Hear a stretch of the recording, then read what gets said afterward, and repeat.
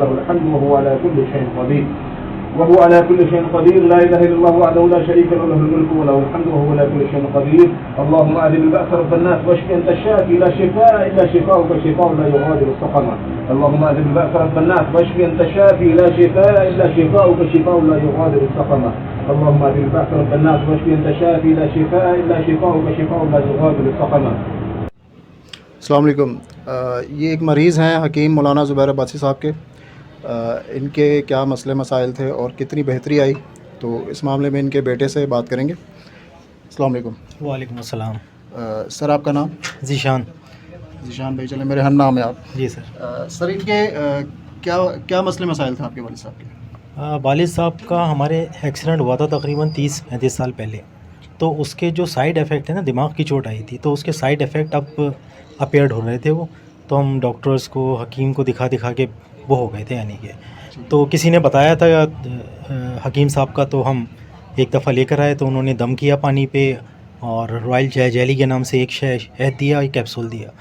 تو ایک ہی دفعہ میں ایسا ہو گیا کہ جتنی بھی ہماری بہنیں وغیرہ ملنے آ رہی تھیں، تو یعنی کہ ایک معجزہ نہیں ہوتا، وہ اپیئرڈ ہوا ہے بالکل ایسا. ورنہ ان کو پکڑ کے لے کر آنا پڑتا تھا. مجھے پہلی دفعہ میں آیا تھا تو بالکل نا، حکیم صاحب کو بھی معلوم ہے، میں اور میرا چھوٹا بھائی ان کو پکڑ کے لے کر آئے تھے کلینک میں. اتنی کمزوری تھی، اتنے وہ تھے، لیکن الحمدللہ بڑا اللہ کا شکر ہے. جتنا شکر ادا کریں اللہ کا کام ہے. میرا خیال تھا یہ میرا 3rd ٹور ہے ان کے اس کا، وہ بھی ایک دو نا گیپ آ گیا 1-2 ہفتے کا، اس کی وجہ سے تھوڑا سا وہ ہو گیا. ورنہ 2 ٹور میں ایسا ہو گیا تھا، آنکھیں بھی اپگی اچھی خاصی کھل گئی تھی، بول بھی رہے تھے. یعنی کہ جو ایک رہا تھا نا، آ رہا تھا اچانک، تو ایک اس کو شوق ہو رہا تھا یہ ایک دم سے کیا ہو گیا یہ.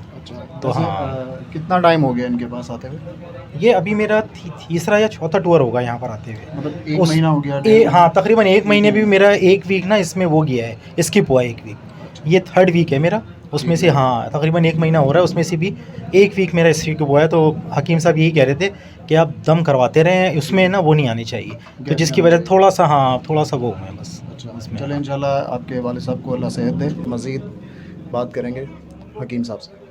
السلام علیکم. میں ہوں محمد ذیشان، ٹریول اینڈ ڈسکور کی طرف سے. آج ہم آپ کے لیے جو ٹاپک لائے ہیں وہ بہت حساس اور ایک اہم ٹاپک ہے، جس میں تقریباً ہر دوسرا شخص جکڑا ہوا ہے روحانی حساب سے، کسی جادو ٹونے میں، کسی حسد میں، یا کسی بھی روحانی معاملے میں وہ پریشان ہے. تو آج اس حوالے سے ہمارے ساتھ موجود ہیں حکیم مولانا زبیر عباسی صاحب، جو ہمارے اس ٹاپک کے حوالے سے ہماری رہنمائی کریں گے. السلام علیکم. وعلیکم السلام ورحمۃ اللہ. کیا حال ہے سر آپ کے؟ اللہ کا بڑا کرم ذیشان بھائی، آپ کی دعا. الحمدللہ سر. سر آپ مجھے یہ بتائیے گا کہ روحانی علاج آخر ہے کیا؟ الحمدللہ وحدہ والصلاۃ والسلام علی من لا نبی بعدہ رب اشرح لی صدری ویسر لی امری واحلل عقدۃ من لسانی یفقہوا قولی. ذیشان صاحب، روحانی علاج ہے کیا؟ اس کا مختصر سا جواب اگر آپ یہ سمجھ لیجئے کہ انسان کی جو باڈی ہے، انسان کا جو جسم ہے، یہ روحانی طور پر بھی بیمار ہوتا ہے، ٹھیک ہے، اعصابی طور پر بھی بیمار ہوتا ہے، اور اس کی جسمانی کیفیت، جسمانی بیماریاں وہ اپنی جگہ پر ہوتی ہیں. بعض مریض ایسے ہوتے ہیں جو جسمانی طور پر بیمار ہوتے ہیں، یعنی کسی کو بخار کا چڑھ جانا، کسی کی ہڈیوں میں درد ہونا، کسی کو ہارٹ کا پیشنٹ ہونا. بعض مریض ایسے ہوتے ہیں جو روحانی بیمار ہوتے ہیں. روحانی بیماری سے مراد یہ ہے، اس وقت معاشرے کے اندر حاسدین کی حسد بہت زیادہ ہے. اس وقت لوگ ایک دوسرے پر جادو، اثرات، جیلسی کی وجہ سے یا کسی دشمنی کی وجہ سے یہ کرتے ہیں. روحانی معالج کا یہ کام ہوتا ہے کہ وہ ایسے مریضوں کو کہ جن کے جسم کے اندر ایسی بیماریاں موجود ہیں جو روحانیت کی طرف مائل ہوتی ہیں، یعنی کہ جنات، اثرات، آسیب، نظر بد، حسد، اس کا علاج وہ قرآن و حدیث کے ذریعے کرتا ہے. تو روحانی علاج الحمدللہ یہ بالکل عین قرآن و حدیث سے ثابت شدہ ہے، اور اس سے کافی سارے مریض اللہ کی توفیق سے مستفید ہوتے ہیں. حکیم صاحب، زیادہ تر لوگ پریشان بھی ہیں کاروباری حساب سے، کوئی اپنے فیملی کے حساب سے، یا کوئی اپنے حسد کے حساب سے، کسی نہ کسی پریشانی میں مبتلا ہے جو کہ روحانیت سے تعلق رکھتی ہے. تو اس حوالے سے آپ کیا مشورہ دیں گے یا کیا گائیڈنس دیں گے، کیا کیا جائے؟ دیکھیں اس میں ایک بات تو یہ، جیسے ابھی جس پیشنٹ کا آپ نے انٹرویو چلایا، اتفاق تھا کہ وہ بھی پہنچا ہوا تھا، یہ جسمانی اور روحانی دونوں طرف سے بیمار تھے۔ اللہ رب العالمین نے ان کو شفا عطا فرمائی، ہم نے ان کو دونوں طرح سے ٹیکل کیا، روحانی اور جسمانی طریقے سے۔ تو اب یہ سارے معاملات آپ یقین کیجئے زیادہ تر ہوتے اس وجہ سے حاسدین کی حسد کی وجہ سے۔ لوگ آپ سے، آپ کے کاروبار سے، آپ کے گھر بار سے جیلس ہوتے ہیں کہ جناب اس کے پاس اتنا سب کچھ ہے، میرے پاس کیوں نہیں ہے، ٹھیک ہے۔ اچھا، اور حاسد جو ہے وہ کوئی باہر کا نہیں ہوتا، یہ بھی بات یاد رکھیے گا، حاسد آپ کا اپنا ہوتا ہے۔ مثال کے طور پر ذیشان صاحب کے پاس پراڈو گاڑی ہے، روڈ پہ چلنے والے ایک شخص کو کوئی مسئلہ ہی نہیں ہے، وہ آپ کو جانتا ہی نہیں ہے، اس کی آپ سے کوئی جیلسی ہے۔ لیکن آپ کے پاس پراڈو کار آتی ہے تو آپ کے جو اپنے ریلیٹیوز ہیں، آپ کے جو اپنے قریبی لوگ ہیں، وہ ضرور آپ سے حسد کرتے ہیں، یار اس کے پاس آ گئی، میرے پاس کیوں نہیں؟ تو معلوم چلا حاسدین جو ہوتے ہیں وہ زیادہ تر اپنے ہی ہوتے ہیں۔ دیکھیں سورہ یوسف کے اندر آپ مطالعہ کریں، سیدنا یوسف علیہ السلام نے جب خواب دیکھا تو اپنے والد محترم سے اس خواب کا ذکر کیا، تو والد صاحب نے کہا کہ بیٹے اس خواب کا کسی اور کو مت بتانا، اپنے بھائیوں کو مت بتانا۔ تو معلوم چلتا ہے کہ جو حسد کرنے والے ہیں وہ آپ کے قریب ترین رشتوں میں سے بھی ہو سکتے ہیں۔ وہ حسد کے اندر اس حد تک چل رہے ہوتے ہیں کہ یار یہ کیوں پھل پھول رہا ہے، اس کے پاس اتنی مال و دولت کیوں آ رہی ہے۔ تو ایک تو نظر بد کا لگ جانا کہ وہ آپ کو دیکھتا ہے اور اس کی نظر، اس کی حسد آپ کو کھا جاتی ہے۔ دوسرا، کچھ اتنے ظالم قسم کے لوگ ہوتے ہیں کہ وہ آپ پر اثرات، آسیب، جادو یہ بھی کراتے ہیں۔ اور ایک کیس ابھی تھوڑے دنوں پہلے کی بات ہے، میرے پاس آیا کہ ایک صاحب ہے، ان کا کارخانہ ہے، کارخانے کے اندر کام کے دوران ان کو تعویذ ملا۔ وہ تعویذ کے اوپر اتنے شرکیہ اور کفریہ کلمات لکھے ہوئے تھے، اور ان صاحب کو ڈاؤن کرنے کے لیے صحت کے لحاظ سے اور ان کے مال اور کاروبار کے لحاظ سے وہ سارے کلمات انہوں نے اس کے اوپر لکھے ہوئے تھے۔ تو بات یہ ہے کہ یہ حاسدین کی حسد لوگوں کو تباہ و برباد کر رہی ہے، اور کاروبار کو اس ٹائم بیڑا غرق تو ویسے ہی ہو چکا ہے، اور کچھ ان لوگوں کی وجہ سے جو بندشیں کراتے ہیں۔ تو اس کے لیے نبی علیہ السلام نے، کاروبار میں لوگ پریشان ہیں، نوکریوں میں پریشان ہیں، روزی رزق نہیں ہے، اللہ کے نبی علیہ السلام نے ایک بڑا کمال کا وظیفہ بتایا۔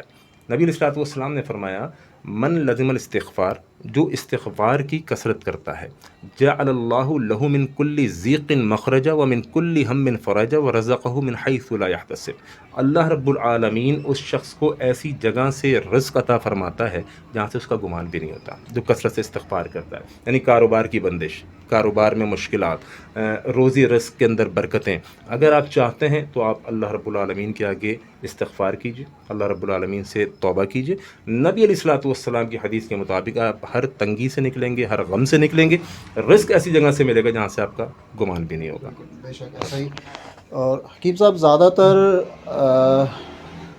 مطلب آپ کا طریقہ علاج کیا ہے؟ اگر اس طرح کے کس لیے آتے ہیں لوگ زیادہ تر آپ کے پاس، اور اس کا طریقہ علاج کیا ہے؟ جی، اس کے اندر ذیشان صاحب بات یہ ہے کہ لوگوں کی مختلف کیفیات ہوتی ہیں۔ ایک تو یہ کیفیت جو میں نے بھی آپ کے سامنے عرض کی کہ کاروبار کے لحاظ سے پریشان ہے کہ جناب کاروبار نہیں ہے، اور ایسا ہے، کسی نے بندش کرا دی ہے، کسی نے جادو کرا دیا ہے، کوئی جناب گھریلو خانہ جنگی کی وجہ سے آتا ہے کہ جناب ساس بہو کی جھگڑے، شوہر کو بیوی قابو کرنا چاہتی ہے، بیوی کو شوہر قابو کرنا چاہتا ہے۔ اچھا، کوئی جو ہے وہ جسمانی لحاظ سے کہ جناب میری طبیعت بڑی خراب رہتی ہے، کیا معاملات ہیں، اور کسی کو واقعتاً کوئی جنات وغیرہ خود سے ہی چمٹ گئے، کچھ معاملات ہو گئے۔ اچھا، اس میں معاملہ یہ ہے کہ لوگوں کی بدعقیدگی کا بہت بڑا ایک سبب ہے یہ ساری چیزیں۔ روحانی معالج کے پاس، یا عاملوں کے پاس، یا عالموں کے پاس، یا اللہ والوں کے پاس، جہاں بہت سارے لوگ ایسے آتے ہیں جو واقعتاً روحانی بیمار ہیں، یعنی ایک شخص کو آسیب نے جکڑ لیا، پریشان ہے بیچارہ، کوئی روحانی اس کی اندرونی طور پہ طبیعت خراب ہے۔ ایک ایسے لوگ ہیں جو کہتے ہیں کہ جناب میں چاہتا ہوں کہ میری بیوی میرے قبضے میں آ جائے، وہ بیوی آتی ہے، وہ کہتی ہے میں چاہتی ہوں کہ جناب میرا شوہر میرے قبضے میں آ جائے۔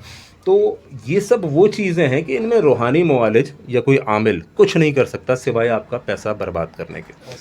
اس میں عموماً زیادہ تر خواتین انوالو ہوتی ہیں جو ایسے عاملوں کے پاس، ایسے پیروں کے پاس جا کے اپنے شوہر کا حق حلال کا مال بھی برباد کرتی ہیں، اور بعض جگہوں پر اپنی عزتوں کو بھی برباد کر دیتی ہیں۔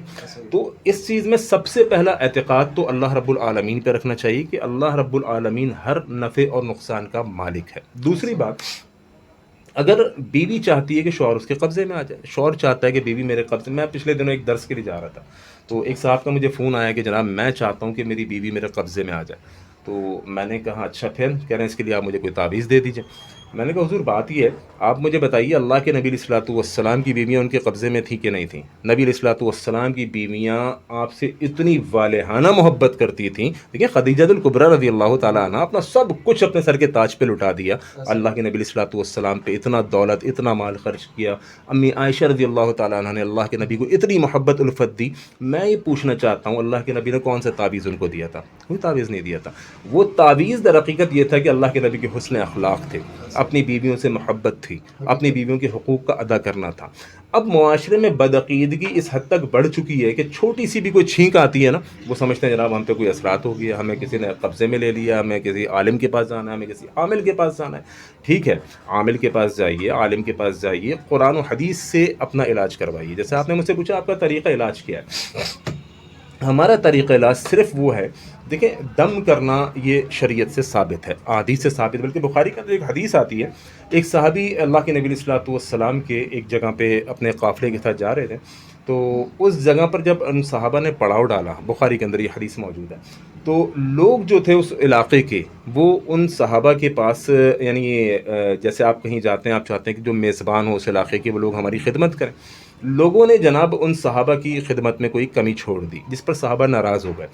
اب اس علاقے کے اندر کسی کو سانپ نے ڈس لیا تو ان کے قوم میں سے اس قبیلے میں سے ایک شخص آیا، اس نے کہا کہ جناب ہم چاہتے ہیں کہ آپ ہمارے مریض کے اوپر دم کر دیں.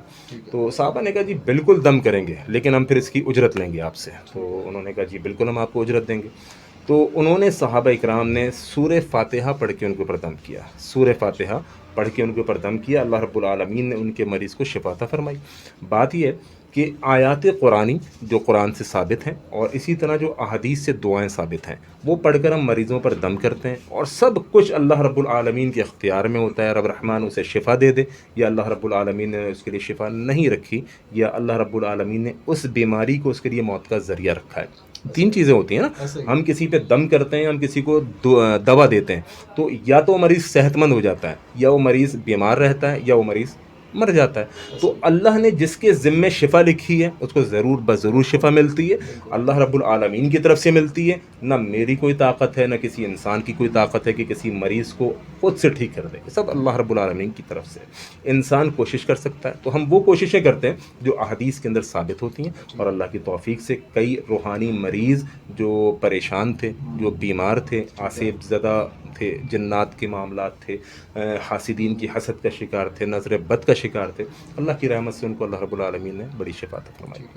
اچھا عقیدے کے حساب سے اگر میں غلط ہوں تو مجھے رائٹ کیجیے گا. کہ میں یہ سمجھتا ہوں کہ اگر فار ایگزامپل میں بیمار ہوں اور ایک ایلوپیتھک ہومیوپیتھک علاج میں کروا رہا ہوں، اب مجھے کوئی میرا دوست یار کہتا ہے کہ یار آپ دم درود بھی کروا لو.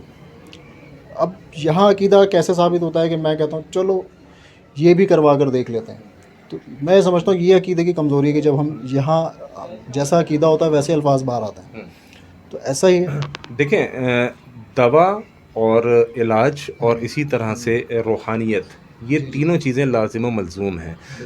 میں ایک بات کہا کرتا ہوں جس طرح شہد کا خالص ہونا ضروری ہے اسی طرح آپ کا عقیدہ بھی خالص ہونا ضروری ہے. جب اللہ رب العالمین نے فرمایا کہ شہد میں شفا ہے تو آپ کا پورا عقیدہ ہونا چاہیے کہ اس میں شفا ہے. اب جب ہم سارے معاملات کر چکتے ہیں جناب، ڈاکٹر کو بھی دیکھ لیا، ایلوپیتھک بھی، ہربل بھی، ہومیوپیتھک بھی، سب سے جب ہم نے فارغ ہو گیا ہمیں پتہ چلا کوئی صحت نہیں مل رہی ہے، پھر ہم روحانی طبیب علاج کے پاس جاتے ہیں کہ جناب کوئی ہم پر پڑھ کے دم کیجیے ہمیں شفا ملے. اللہ رب العالمین نے جو سورہ فاتحہ کو اتارا ہے یہ اتنی قیمتی صورت ہے، آپ کو کبھی بھی بیماری ہو جائے، کوئی مرض ہو جائے، اسی کو آپ پڑھ کے دم کیجیے. ہمارے شیخ ہیں سعودیہ میں ہوتے تو وہ فرمانے لگے کہ میری بیٹی کے دل میں سوراخ تھا تو ڈاکٹروں نے کہا جی اس کا آپریشن ہوگا، فلاں فلاں ڈیٹ دے دی. کہتے ہیں 1 مہینہ تھا آپریشن میں نا جو ڈیٹ انہوں نے دی، تو کہتے ہیں میں جب بھی اپنی بیٹی کے پاس بیٹھتا اس پہ سورہ فاتحہ کو پڑھ کے دم کرتا. کہہ رہے ہیں جو آپریشن کی ڈیٹ تھی اس ڈیٹ کو جب میں ہاسپٹل پہنچا تو آپریشن سے پہلے ٹیسٹ کو ایک دفعہ ریپیٹ کر لیا گیا. کہہ رہے ہیں ڈاکٹر حیران ہو گئے کہ یار بچی کا تو سراخ ہی نہیں ہے. تو اللہ رب العالمین پہ پورا یقین اور اعتقاد اور عقیدہ رکھتے ہوئے کہ نبی علیہ الصلوۃ والسلام نے فرما دیا کہ سورہ فاتحہ میں شفا ہے اور بھی بہت ساری آیات شفا ہیں، وہ آپ پڑھ کے اپنے مریض پہ دم کیجئے، کسی اللہ والے کے پاس جائیے کرائیے, اس سے دم کروائیے, انشاءاللہ الرحمن اللہ نے اس کے ذمہ شفا رکھی ہوگی, ضرور بضرور ملے گی انشاءاللہ. تو ناظرین یہ تھا آج کا ٹاپک کہ روحانی علاج کیا ہے, اور اس میں بہت اچھی رہنمائی کی ہماری حکیم مولانا زبیر عباسی صاحب نے. تو انشاءاللہ اجازت دیجیے, نیکسٹ ویڈیو میں انشاءاللہ پھر ملاقات کریں گے.